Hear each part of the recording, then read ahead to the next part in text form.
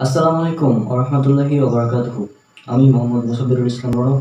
আশা করি আল্লাহ সুবহানাহু ওয়া তাআলার রহমতে আপনারা সবাই অনেক অনেক ভালো আছেন। আজকে পবিত্র কোরআনে আধুনিক বিজ্ঞান এই সিরিজের ১৭তম পর্ব এবং আজকে পবিত্র কোরআনে একটি অলৌকিক বৈজ্ঞানিক বিষয় নিয়ে আলোচনা করব।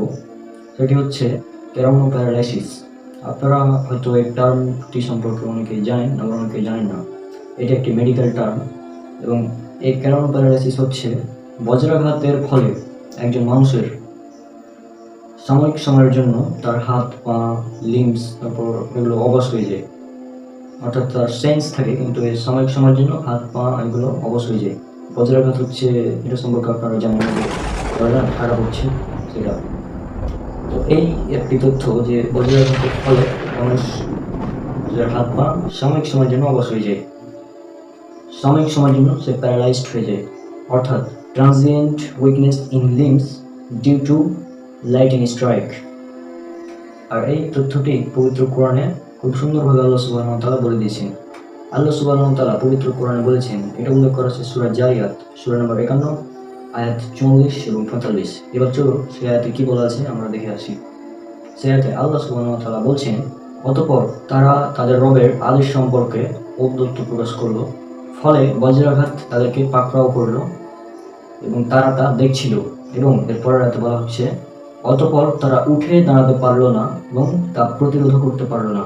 অর্থাৎ দেখুন, তাদের সেন্স ছিল, এখানে ভালোভাবে বুঝুন বিষয়টা, যে তাদের সেন্স ছিল, তারা দেখছিল কিন্তু তারা উঠেও দাঁড়াতে পারলো না, আর তারা তা প্রতিরোধ করতে পারলো না। কেমনভাবে প্রতিরোধ করবে? কারণ তারা তো অবশ হয়ে গেছে, তারা তো প্যারালাইজ হয়ে গেছে।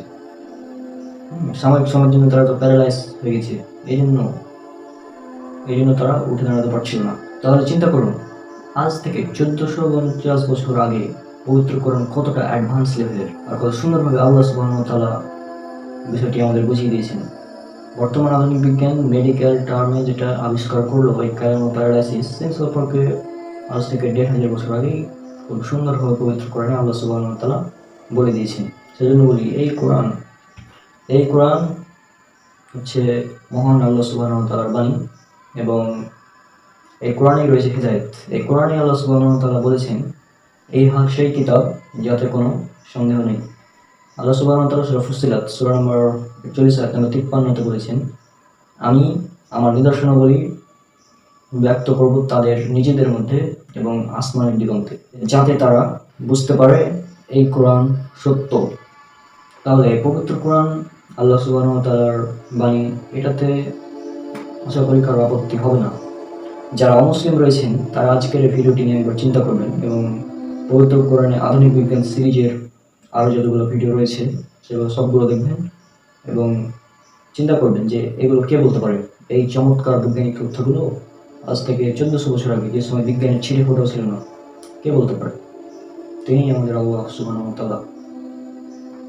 তো আজকের ভিডিও এই পর্যন্তই, দেখা হচ্ছে পরের কোনো বিষয়ে ইনশাআল্লাহ। আল্লাহ সবাইকে শান্তিতে রাখুন। আসসালামু আলাইকুম ওয়া রাহমাতুল্লাহি ওয়া বারাকাতুহু।